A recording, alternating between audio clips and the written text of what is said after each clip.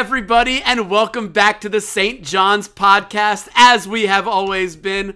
No, we are the Big Knick Energy Podcast. The Knicks are in a bit of a swoon. The Johnnies are not, but we're still a Knicks podcast. How you doing, Marky? I'm doing quite good, all things considered. Personally, I'm doing good. Knicks-wise, could be doing better, you know. Since we last spoke, yes, the Knicks lost to the Warriors. Then the they Lakers. lost to the Lakers. Then they lost Clippers. to the Clippers. Then we beat the Kings. Yay! But also, we lost our Lord and Savior, Jalen Brunson, to injury. It's been a rough week in Knicks land. Been a very rough week. We did gain a PJ Tucker, though. We did pick up a PJ Tucker. All right. Feels like a little Pokemon grab. I dig it. That's pretty funny. Yeah, no, those losses were brutal, man. And to add insult to injury, like I'm, you know me, I'm on the East Coast. These games are not even starting at 10 o'clock. They're starting at 10:30, and I'm like fighting to watch the games and stay up for them. Yeah, it's not good when it's 1 a.m. and your team just lost. Agreed. I mean, you think they could have won it. It's also not good when the team's in the town you live in, as were the two LA games for me, and I didn't even go.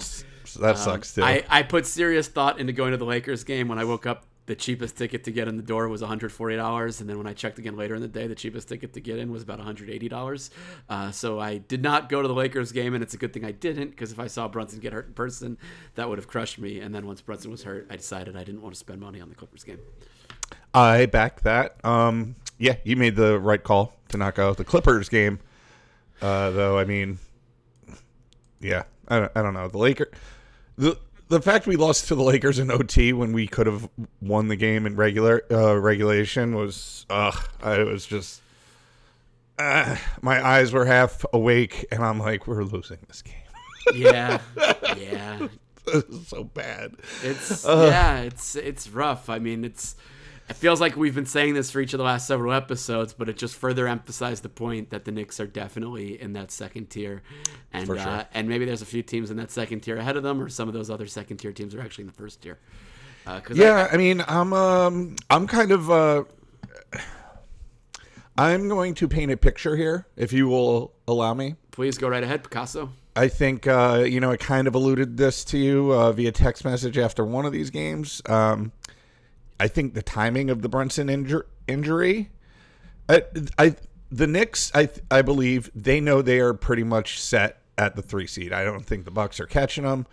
They're not catching Boston. It is what it is. Tread water. Keep your head above water. Keep going. Hopefully Tibbs. I mean, he has been using the bench a bit more, which is good to see. Absolutely. So I think. If this happened earlier in the season, I'd be curious to know if Brunson would come back earlier. And them holding him out until playoffs is more of well, let's get Brunson some rest. So we have a fresh Brunson for the playoffs. And I think them also not really deploying Cat at the 4 with Mitch at the 5, I think is another thing they have up their sleeve that, I know I've talked about that before, but I think with all of these things, the Knicks are just kind of loading up to be ready for the playoffs. And as much as it sucks to watch them lose these games, that it's like, damn, we could have won this. We could have won it. And, that Brunson injury, it sucks. You don't ever want to see your best player go down, let alone your captain. And, but yeah, I think them holding him out for maybe a little longer than he normally would if it were earlier in the season is probably a blessing. And let's hope everybody is healthy come playoff time. And let's see what this team can actually do. And I think I saw somebody say it, that the Knicks play their best when people count them out. That they're not, that people, whether it's talking heads in the media or fans or whatever, they're just kind of like the Knicks. We live in a reactionary culture and a reactionary world. And right now the Knicks are not the talk of the town. And I think when the Knicks are counted out or the underdogs, they tend to rise up to that. So that's my positive spin on all of this. What say you? I don't disagree. I mean, obviously, we don't need to talk about Tibbs and his starters minutes load. We've talked about Sure. that as every other person in the world who talks about the NBA. And I do think resting Brunson for the playoffs could be a blessing in disguise, assuming that rest gets him back to being healthy. However, I am nervous that, you kind of alluded to it, Mitch just getting back in, playing Cat at the 4. There's a lot of things that this Knicks team hasn't done yet together in their first year of playing together, period, that it would be nice to use these last couple weeks of the season to get ready for the playoffs for on that regard. Obviously they're playing in practice, but Mitch hasn't been out there very long. Mitch never played with Cat before he came back. I don't know. I would have liked to see this team have the last 2 weeks to gel a bit more going into the playoffs. But again, I think it's a good thing to rest Brunson. I just hope that, we don't end up first round losers and just having the worst playoff showing that we could possibly have this year. Yeah, I mean, I think there's literally like exactly a month left in the season for us. Even if he's healthy, 5 games left in the season, and they're able to roll out what they want to do for the playoffs and getting them 5 real game reps together as the team that they want to run out there for the playoffs. I think, I'm not running practices. I'm not on the court. I don't know. You're not? I thought you were. Did you just not show up for work today? Why aren't you running practices? Who is he really? Rick Brunson? What? Yeah, you're in disguise because Rick Brunson can't be a rival of the Roommates podcast and go against Jalen Brunson's podcast. That's right. So we have to keep you in disguise because there can't be multiple Brunson podcasts out there. We are that popular. Just straight nonsense right now. Oh, I love it. Yeah, let's hope. I mean, I don't want them to be like, oh, Jalen's back for game 1 of the playoffs. Like, I hope he comes back with a few games before the playoffs actually start. So that'll be nice. And I think Cat will continue to get reps with Mitch. They're both playing, knock on wood. And yeah. And I think Brunson is so good, he just knows how to slide in and go back to being Jalen. So let's see. Agreed. Let's hope. Let's be optimistic. It's not normal for Knicks fans to be optimistic, but I do think we need to right now. I agree. Be optimistic, everybody. Drink the optimistic juice. Drink the optimistic juice. It's tasty. We touched on it a little earlier, but in addition to Brunson going down, we had PJ Tucker come in. Ooh. Give me your PJ Tucker takes. He made a lot of bench highlights in that Kings game last night. He did. It's so funny. I was like, our parent company, Big Knick Energy, made a post about. You saw it, I'm sure, where it was like all PJ Tucker highlights. Yes, it was so good. So because I was very much, and at first when the game started, I didn't know if PJ was going to be on the bench. I didn't bother checking any of that, and then. So I was hyper aware of the Knicks bench, and then I'm seeing him like first one up, like putting up the 3 symbol when somebody knocks down a 3. Or he actually did it a couple times when we missed, but still, it was really great to see him hyped. And who knows what's true or what's not true, but like apparently he really wanted to be on this team. That tracks. I like that. See it. I love it. I think the biggest takeaway from my perspective in all those Kings quote-unquote bench highlights was how much that's been missing in the last couple months. Yeah. I mean, last year, that kind of bench camaraderie was omnipresent, and it felt like we had it, maybe up until the holidays or so when the Knicks were on that really nice winning streak. And then ever since the schedule's gotten tougher and they haven't been winning as much, kind of those bench celebrations and the bench kind of bringing it like that have gone away. I think there's something to be said that campaign was kind of one of the ones leading the charge earlier in the season, and he's slumped a lot in recent months. So maybe he's thinking about his performance and afraid to really be kind of loud on the bench when he's not contributing as much as he was earlier in the seasons. But I think they really need someone like PJ Tucker in the locker room.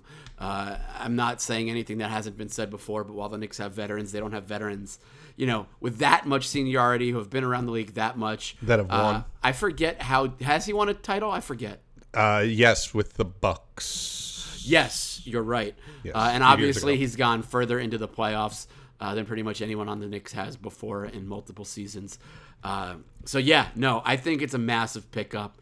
huge W for the squad, and somebody who's really going to bring in energy that from my outsider's perspective has been lacking since mid to late January. Yeah, I mean, to your point, Cam he has seemed to quiet down a little bit, but he is like the one consistent guy that's like first up off the bench to like give everybody props, at time. And I'm not knocking Matt Ryan because it's got to be so hard to stay engaged when you know you're not playing. You're just kind of taking up that roster spot.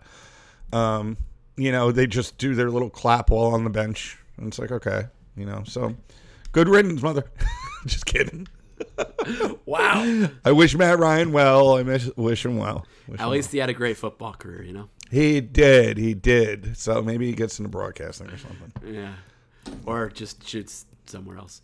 I'm sure he'll be back on a roster soon enough. Somebody who could shoot like that always finds their way back. Sure, yeah. Who doesn't need a three-baller? And speaking of that Sacramento Kings game last night, there's been a lot made of Deuce's struggles since Brunson went down and having to move into the starting lineup. It was awesome to see him respond last night in a big way. It really was. I forget what his line ended at, but I want to say 7 of 11 from the field for 21 points. Hell yeah. Don't quote me on that. Don't quote. I won't quote you on that then.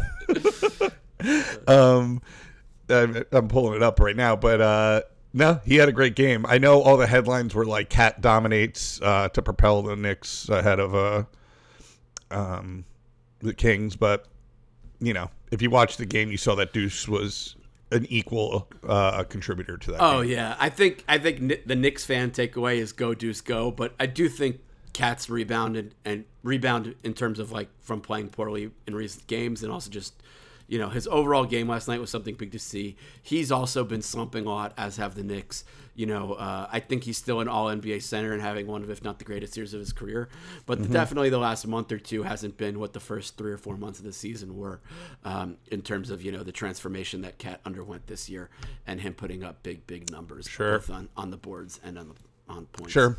I know. I don't think you're a big positive. What is Mitch or not Mitch? What does Walt call it? He's like, the Knicks are a plus minus everybody. The entire starters. Everybody was a very big plus except for Cat, who was a +8, but all the starters were in plus territory. Yeah. Leading the way was Miles McBride at +32 with 21 points.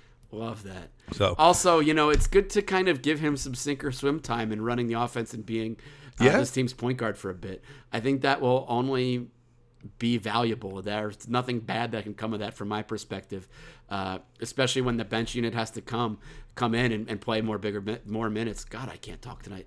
That's all right. Whether it's Brunson in foul trouble, obviously he's hurt right now. Maybe somebody else is in foul trouble, or maybe it's just Brunson getting rest. Deuce plays great, but you and I have spoken about it before. He's not always the smoothest at running the offense or the cleanest looking point guard. So I think getting him this burn will help bring some of that out. 100%. And I think it also helps his value, as far as like from his point of view. Oh yeah. He's on a 3-year deal, but that deal is now 2 years old, I believe. I don't know. I don't want to get signed too it last year, but yeah, whatever. Yeah. Yeah. Meaning this is year 2 of a 3-year deal, but whatever. It just helps him grow as a player, and I think, it's great for Deuce because as much as Deuce is like, he's looked at and revered, like he signed a very friendly team contract, but he was nobody then, nobody saw this coming. People were like, we got to pay Grimes. And it's like, well, we made the right call there. Not to say Grimes isn't a good basketball player, professional, but I'm really glad we kept Deuce. I'm excited. I'm happy for Miles, and I hope he keeps balling. Miles, you and him, just BFF. Me and my good friend Miles. My buddy Miles, everybody calls him Deuce. I call him Miles. Miles, my buddy.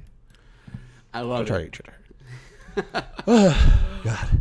Is there anything else from the last few games that you want to talk about? I feel like a bad stretch like that, we don't necessarily want to talk about it. No, let's not dwell and let's freaking move forward, man. I agree. Let's move forward. Let's look ahead. Again, can't talk tonight. Blah, blah, blah, blah. I'm struggling. All right. That being said, we've looked back. Let's look ahead. next 3 games tomorrow at the Blazers, Saturday at the Warriors for the last game of this very long West Coast road trip. And then Monday, we are back at home at Madison Square Garden against the Miami Heat in a much-needed kind of, hopefully, breathable, relatively easy win game. Yeah, if we're talking, I think we take 2 out of the 3. I hate to say it. I think we're going to lose to the Warriors. I mean, no reason not to say that after the last week and last I know. week. So, I mean, you would like to think that, most teams split, and if we're a good team, we should split with the Warriors. But as of right now, I don't have that confidence. I mean, the Warriors and Lakers, I think, are both in title contention after the moves made at the deadline. Yes, getting Jimmy Butler, 1000%. getting Luka. Lakers and Luka combined is Luka. Yeah, I mean, obviously that makes the Western Conference much more interesting when the postseason rolls around. That only affects the Knicks in so much as our West Coast road trip right now. But yeah, I think unfortunately the Warriors game is going to be a tough win. And then the other 2, I mean, they have to beat the Blazers. Josh Hart homecoming. And then you got to beat the Heat. I have a couple of friends that live in Portland. They say that they love it because they're not. White guys with beards have friends who live in Portland? Who'd have thunk it? They say Portland games are very fun and they're very, very price friendly. And I'm like, oh, I'm sure. Go enjoy the Knicks game. So neither one of them know each other. They're 2 separate friends. And both have told me they're going to the game. So are they? You should make them sit together and get to know each other. They wouldn't like each other. All right. Why not? No, I'm kidding. Now They I have to probably know. would like each other. And you know what? They do probably know each other, just not well. But Sure. Anyway, yeah, I would love. We get the win in Portland, and Saturday PJ Tucker gets some minutes. Maybe that's his first game back, and a poorly mistimed elbow catches Draymond in the eye or something. That would be great. Yeah, actually, I was wondering if we should bring up the Draymond Cat thing, and even though we're talking about the Knicks playing the Warriors on Saturday, it completely slipped my mind that that's going to be able to be resolved in some capacity in that game, which makes that game much more of a must-watch. I genuinely, I mean, shout out to CP over at Knicks Fan TV. He went in hard on their show about Draymond and kind of hit all the bases, but yeah, what a terrible, terrible move. I mean, Draymond just keeps being the perfect embodiment of everything that is wrong with the NBA right now. He's an asshole, and it's like, dude, he doubled down on it. Like, yeah, the double down was insane. PJ Tucker, I don't think it needs to be hidden that much. Who cares if he gets a suspension? Let's lay Draymond Green out on Saturday night for sure. I would hate to see it. I do not encourage violence in the NBA.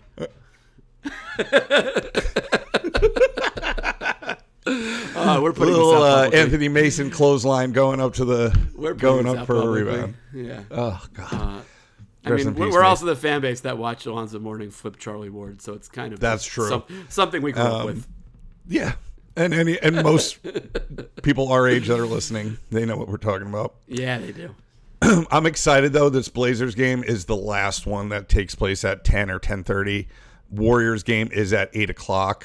Got to get that Thank national God. TV audience. And it's on a Saturday, so yeah, it's national TV game. So maybe we're not getting the dub. Yeah, Knicks on national TV never tends to go very well. But yeah, and I hope when we get back on Monday, the Heat. I hope it's a nice homecoming. I hope we as fans. I don't think it's on any sort of special network. I hope we get Breen and Clyde back. It just feels like the team's back together. They're home, and we're just reset from the long road trip. Or not too long a road trip, but West Coast road trip. And let's ball out. Let's ball out.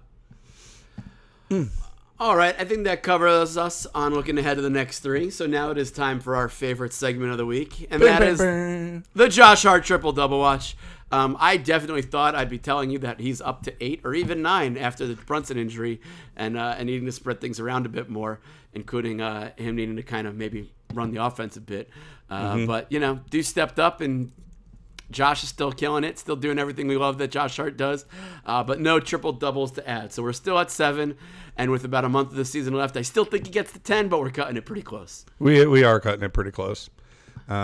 But yeah, I still have faith. Let's see. Good. I'm glad you still have faith. I still have faith. You can do it. We're flying through things this week. This might be a bit of a short one. Again, we don't want to talk too much about the Knicks' losses because that's just not very fun. So I think we're about to be done with Knicks talk, unless there's anything else in Knicks land you wanna get into. No, I think you hit the nail on the head. It was a pretty brutal week. There's not much to talk about that hasn't already been talked about, and I don't want to beat a dead horse that I led to water, and he drank tainted water because apparently we're going to reverse sewage laws in this country. But that's neither here nor there. Let's talk about our favorite TV show from our favorite Knicks fan, Ben Stiller, a.k.a. Severance, a.k.a. Big Zoolander, Big... No. It's time for Walk Clyde Milchick. Yeah, there we go. Saving it for myself there. I wanted to give you a little bit of rope to watch you. Thank you. You did. Struggle, and then Tony Perkis from the movie Heavyweights. Yes. Or Perkisized. Yeah. Perkis system. Absolutely. All right, we got a little bit of a weird departure episode. We caught up with Harmony Cobell last week. What'd you think? Dude, I want to try either. No, I was like, what are they doing? And I was like, wow. I was like, damn, Kier was flirting with his future wife while she was high on ether. That's how he got her to marry her. Pretty cool. Yeah, it was a cool episode to see her backstory. I mean, I saw people were kind of bummed about it, but it's like, it's nice that we're getting filled in on a lot of these characters and what makes them tick. And I thought hers was pretty interesting. I agree. I thought it was interesting. It filled in a lot of information. Maybe it wasn't information we were necessarily looking to be filled in, but it definitely adds some clearer perspective to things. My only complaint about the episode was that it came after another episode that was kind of a departure from what's going on. So back-to-back weeks kind of straying from the main plot and driving narrative of the show wasn't my favorite. This is a point another podcast makes, so I'm taking it. Shout out Prestige TV Podcast, who I mention every week when we talk about this. But I also thought that could have been like, I know they were trying to do we're going to get rid of her for 8 episodes and then bring her back to like kind of, be, oh my God, she's back.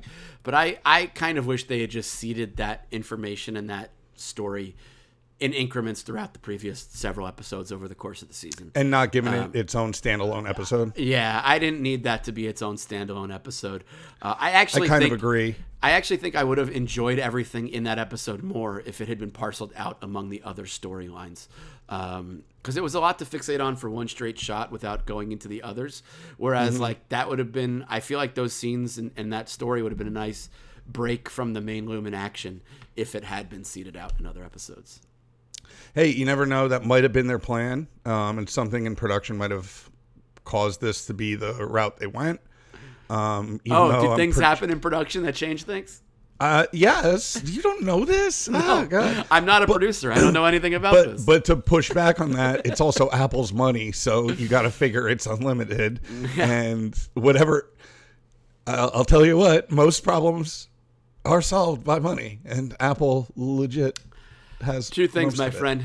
From somebody with a bit of a producer's background and knows this production world, you need two things. One of them is money. The other one is time. Time and money solve all problems.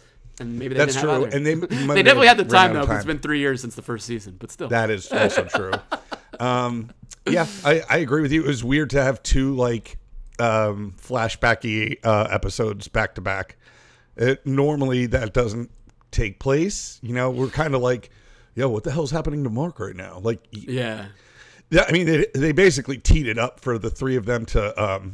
The podcast I listened to called them the Severance Avengers are about to assemble with Cobell, Mark, and Mark's sister. The Sevengers. Yeah. The Sevengers. So I like that better. Yeah. No, it's interesting, and there's 2 episodes left in the season, right? Yep, 2 left. So yeah, I feel like they're going to be 2 very intense episodes. I agree. Must watch TV. Unlike the Knicks the past week. Unlike the Knicks on national television. That's right, yes. If you see the Knicks on national TV, turn on change your channel. Damn, are we a pro Knicks podcast? Just kidding. Yeah. We are, because A, the Knicks have never been good, so making fun of the team is something that's been in our blood for 20 years. That's true. Now. That's felt pretty right to do. And be like, again, it's so nice to be complaining about these things from a team you have expectations on. True. So, we've never had these conversations before, except maybe that one mellow year that they were good. So I'm not mad at any of it. No, me neither. Great. I think we had a pretty good podcast here. I know it was a little short, but I had fun. I agree. Why don't you at home tell us what you think if this was a good podcast or not by maybe leaving a comment, sending it to a friend, liking, subscribing, following, all of those engagement tricks. We want you to do them all for us, and they're not tricks; they're just engagement. Yeah, don't be uncomfortable reaching out to us, or if you have any discomfort about reaching up, if your elbow feels like Garrett Cole's elbow, don't worry. Just type to us. Aren't things bad enough in Knicks land that we didn't have to stray over to the Yankees land? Sorry, I had to throw a little bit over there because that's the other thing that's got me down. Did you have to? Because now you're talking about Garrett Cole's one elbow. We're gonna have to talk about Giancarlo Stanton's two elbows. Oh God. Giancarlo, I give them to you. Seriously. Boy. Can you donate elbows? The Yankees need all the elbows that can be donated. If it were possible, I know sicko fans that would totally do it. You know what I mean? I would absolutely give Garrett Cole my right elbow or Giancarlo Stanton both of my elbows. There you go. All right. Cole definitely. Stanton. There might be like additional terms to the Stanton thing, like you have to play 100 games or I get my elbows back, stuff like that. But you know. Oh God, that's funny. That's really funny. Anywho, 30 home runs, or not only do I get my elbows back, but like you give me something else too. Some of his contract, because it's technically part of your body performing. Yeah, I mean, any elbow exchange, I'm getting a cut of that contract. Yes, for sure. Okay. All right, we're getting weird. So subscribe, follow. Don't forget to follow Big Knick Energy on Twitter, Instagram, Threads, you name it, we're there. And it is Big Knick Energy _ on Twitter. Don't forget that part of it. But Big Knick Energy anywhere else. Marky, you want to tell the people how they can find you? No. Please leave me alone.